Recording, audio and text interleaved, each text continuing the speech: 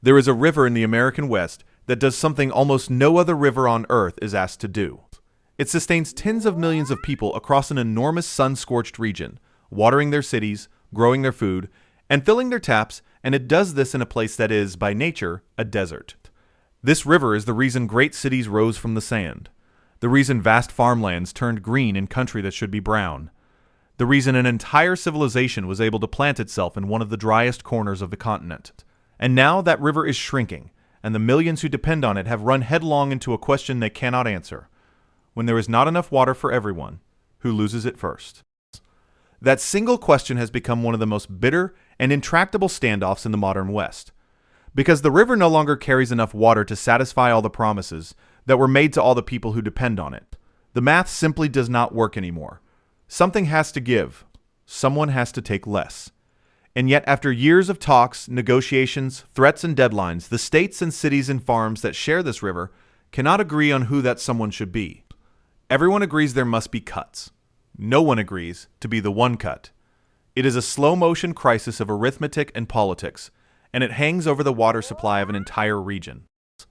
In this video, we are going to explain how tens of millions of people came to share a single overstretched river, why the water is running short, and why the people who depend on it are so hopelessly divided over who should sacrifice. We will look at the century-old bargain that started it all, the fault lines that split the region into rival camps, the brutal rules that determine who has the strongest claim, and the reasons every party fights so fiercely to protect its share. And we will consider what happens if they simply cannot agree, and the water keeps falling. This is a story not just about a drying river, but about the human struggle to divide a shrinking resource. And it may be one of the defining conflicts of the American West for years to come. Stay with me, because understanding this standoff explains a great deal about the future of the entire region. It's a river that built a region. To understand the fight, you have to understand the river and the extraordinary role it plays. It begins high in the mountains, born from melting snow, and flows for well over 1,000 miles across the heart of the arid West, carving through canyons and deserts on its long journey toward the sea. Along the way, it is captured, stored, divided, and diverted to serve an astonishing range of needs across a huge swath of the country. Its water reaches great cities, sprawling suburbs, and some of the most productive farmland on the planet. Land that grows an enormous share of the vegetables and other crops that feed the nation, especially through the winter months. The scale of dependence on this one river is difficult to overstate. Tens of millions of people rely on it, in whole or in part, for the water that sustains their daily lives, across a region spanning multiple states. Cities that by all natural logic should never have grown so large in such a dry place owe their very existence to it. The farms that turn desert valleys into green cornucopias would wither without it. It is not an exaggeration to say that this river is the foundation on which the modern life of an entire region was built, the single thread from which so much hangs. And that is exactly what makes the current crisis so dangerous. When so many people, so many cities, so much farmland, and so much economic activity all depend on one source, and that source begins to fail, the stakes could not be higher. There is no easy substitute, no other river waiting in the wings to take up the slack. This is the water they have, and it is not enough to go around anymore. To understand why, we have to go back to the beginning, to the deal that carved up the river in the first place, the bargain that doesn't add up. The way this river is shared was decided long ago, more than a century in the past, when representatives of the states that the river touched gathered to divide its water among themselves.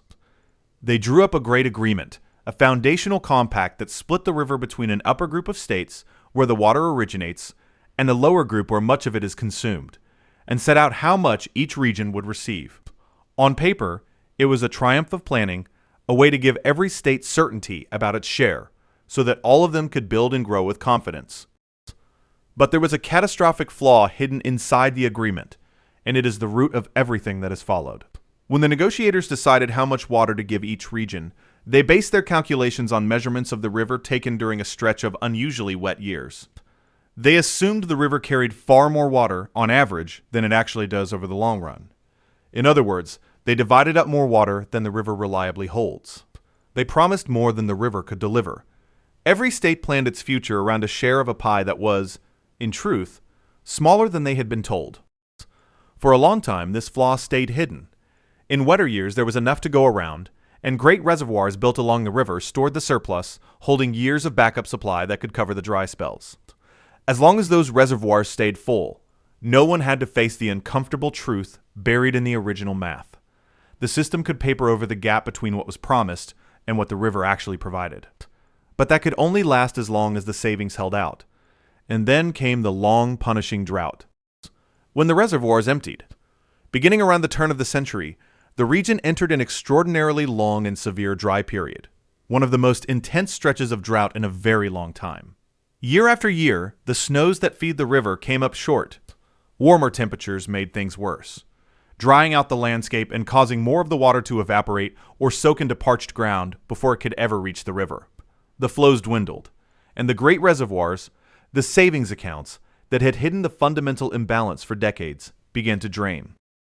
They fell and fell and fell. The famous reservoirs that store the river's water dropped to levels never seen since they were first filled, exposing stark rings of bare rock where the water used to be, revealing long-sunken objects and inching ever closer to critical thresholds. As the reservoirs emptied, the illusion that had sustained the whole arrangement collapsed. The backup supply that had allowed everyone to keep taking their full promised share was running out. And suddenly, the region was forced to confront the reality it had avoided for 100 years. There was not enough water. There never really had been. The promises made long ago could not all be kept. This is the moment that changed everything. As long as the reservoirs were full, the question of who should take less was theoretical, a problem for some distant future. But as the water fell toward dangerous lows, the question became urgent and real. Deep cuts to water use were no longer optional. They were necessary, and they were necessary soon, or the whole system risked crashing to levels where the infrastructure itself could no longer function. The region had to decide, and decide quickly, who would give up water. And that is where the unity ended and the standoff began. A region divided. The trouble is that the people who share this river are not one unified group with a common interest. They are a collection of rival parties, each with its own needs, its own history, its own legal claims, and its own powerful reasons to protect what it has. When the moment came to decide who should sacrifice, those divisions burst into the open, and the region split along several deep and bitter fault lines. The first great divide runs between the upper region, where the river is born, and the lower region, where much of it is used. These two halves of the river have fundamentally different perspectives and different interests. The upper states, where the water originates in the mountains, argue that they have never even used their full share, and that they should not have to sacrifice to cover shortages driven, in their view, by heavy use downstream. The lower states, home to some of the largest cities and farms that draw on the river, argue that they have built enormous populations and economies around the water and cannot simply absorb devastating cuts. Each side believes the other should bear more of the burden, and each can point to the rules, the history, and the numbers to support its case. This upstream versus downstream divide is one of the most fundamental and enduring in the entire conflict. But the divisions do not stop there. Even within the lower region, the states are pitted against one another, arguing over how the cuts among them should be shared. And cutting across all of it is another great divide between the cities and the farms. Agriculture uses a very large share of the river's water, far more than the cities do, which leads some to argue that the deepest cuts should fall on farming. But the farms produce a huge portion of the nation's food, and many farmers hold some of the oldest and strongest legal claims to the water, so they argue fiercely that they should be protected. City dwellers, farmers, upstream states, downstream states, all of them are locked in a struggle over the same shrinking supply, and all of them have reasons to believe that someone else should be the one to give. The brutal rule of who goes first. Underlying all of these disputes is a legal principle that governs water in much of the West, and it is central to why the fight is so intractable. The principle is often summed up in a simple phrase: first in time, first in right. What it means is that whoever began using the water earliest holds the strongest, most senior claim to it, and whoever came later holds a weaker, more junior claim. When there is not enough water to go around, those with junior claims are supposed to be cut first, all the way down to nothing if necessary, before those with senior claims lose a single drop. In theory, this provides a clear answer to the question of who loses first. The most junior users go first. But in practice, this principle creates as much conflict as it resolves. because the pattern of who holds senior and junior rights does not match up neatly with who uses the most water, or who can most easily absorb a cut, or where the political power lies. Some of the largest and most vital users of the river hold relatively junior claims and are therefore first in line to lose water, even though enormous populations depend on them. Meanwhile, some users with the most senior and protected rights are agricultural operations that consume vast quantities of water, shielded by the age of their claims from the cuts that fall so heavily on others. This mismatch is a recipe for resentment and deadlock. The junior users facing the deepest cuts argue that it is unfair and dangerous for so many people to be put at risk, while others with senior rights are barely touched. The senior users insist that their rights were established fairly and legally, often generations ago, and that stripping them away would upend the entire foundation of water law that the whole region is built on. Both sides have a point. Both sides are digging in. And the rigid century-old system of priority, rather than smoothly sorting out who should sacrifice, has become one of the biggest obstacles to any agreement, because no one who holds a strong claim wants to give it up. And no one who holds a weak one is willing to be sacrificed, while others are spared. Why nobody will budge. To really understand why this standoff is so hard to resolve, you have to appreciate that for each party, the stakes are not merely financial or political. They are existential. This is not a negotiation over a minor inconvenience. It is a fight over the water that makes life in the desert possible, and every party at the table is defending something it believes it cannot live without. For the great cities, water is the foundation of their continued existence and growth. To accept deep cuts is to threaten the ability to supply homes and businesses, to constrain the future, to risk the prosperity of millions. For the farmers, water is livelihood and heritage, often the work of generations, and to lose it is to watch fields go fallow, orchards die, and family operations collapse. For the upstream states, protecting their share is about defending their right to grow and develop in the future, refusing to be permanently locked into scarcity to subsidize the choices made downstream. For the tribal nations who also hold rights to the river, the water is tied to sovereignty, justice, and long-denied claims finally being recognized. Every single party has a story in which it is the one who cannot afford to lose. And because the legal claims are so tangled and the potential consequences so severe, every party also has powerful incentives to hold out, to refuse to be the first to offer deep concessions, and to threaten litigation if pushed too far. The fear that haunts every negotiator is simple. If I give up water and my rival does not, I have weakened my own position and set a precedent that could cost my people dearly for generations. So each party guards its share jealously, offers as little as possible, and waits to see if someone else will blink first. The result is a standoff in which everyone agrees, in the abstract, that cuts are necessary, but no one is willing to volunteer to bear them. It is a collective action problem of the most agonizing kind, where the rational move for each individual party to protect its own share leads collectively toward disaster for all. The deadline that keeps slipping. For years now, this has played out as a grinding cycle of negotiations, deadlines, and near misses. The parties gather, they talk, they trade proposals, they issue warnings about the catastrophe that awaits if they fail.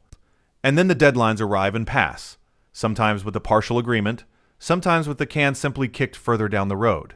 Temporary deals have been struck to prop up the failing reservoirs, to squeeze out some cuts, to buy a little more time. But the fundamental question, the deep and lasting reallocation of a permanently smaller river, keeps being deferred because the parties cannot bring themselves to settle it.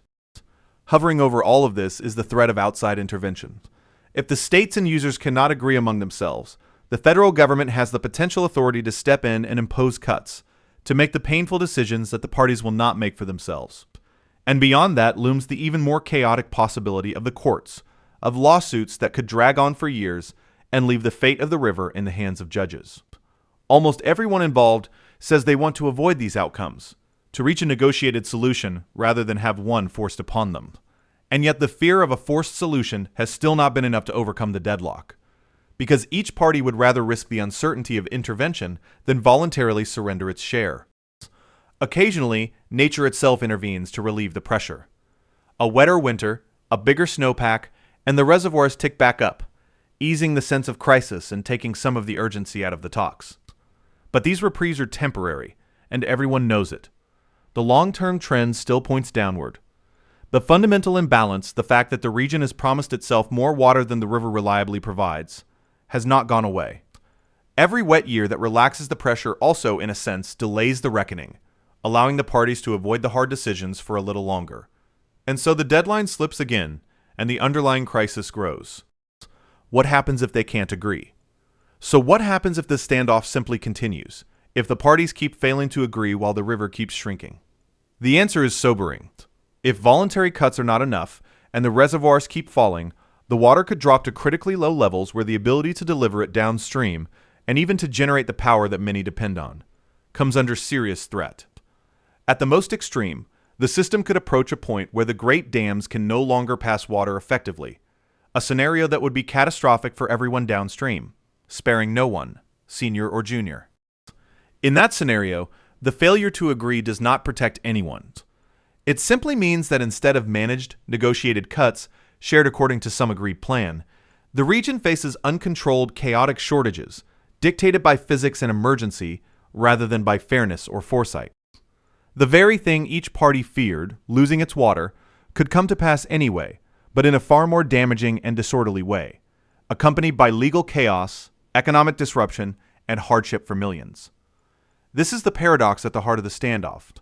By each fighting so hard to avoid being the one who loses first, the parties risk a collapse in which everyone loses together. This is why so many who study the river warn that the only real path forward is a negotiated agreement to live within the river's actual limits, to share a permanently smaller supply according to some arrangement that all the major parties can accept, however painful. The alternative is not a world in which everyone keeps their full share. That world is already gone. The alternative is a crash. The choice the region faces is not between sacrifice and no sacrifice. It is between sacrifice that is shared and managed, and sacrifice that is imposed by catastrophe. The reckoning ahead. Step back, and you can see the profound difficulty of what these millions of people are being asked to do. They are being asked to unwind a century of promises, to accept that the water they built their lives and cities and farms around is not as plentiful as they were told, and to decide, among rivals with competing claims and existential stakes, who among them will give up the most. It is one of the hardest problems any society can face. The division of a shrinking essential resource among people who all believe, sincerely and often correctly, that they cannot afford to lose. There is no villain in this story, or rather, there are only the choices of the past and the hard realities of the present. The people fighting over this river are not being unreasonable when they defend their water. They are defending their homes, their livelihoods, their futures, their communities.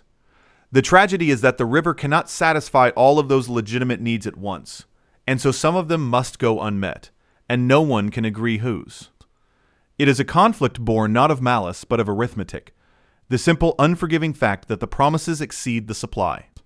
How this standoff is resolved, whether through painful compromise or forced intervention or eventual catastrophe, will shape the future of an entire region for generations. It will determine which cities can keep growing, and which must stop, which farms survive, and which disappear, how the burdens of a drier future are shared or fought over. The river that built the modern West is now testing whether the people who depend on it can find a way to share less, together, before the choice is taken out of their hands entirely. Tens of millions of people share one river, the water is running short, and nobody can agree who loses first. The reckoning cannot be postponed forever. Sooner or later,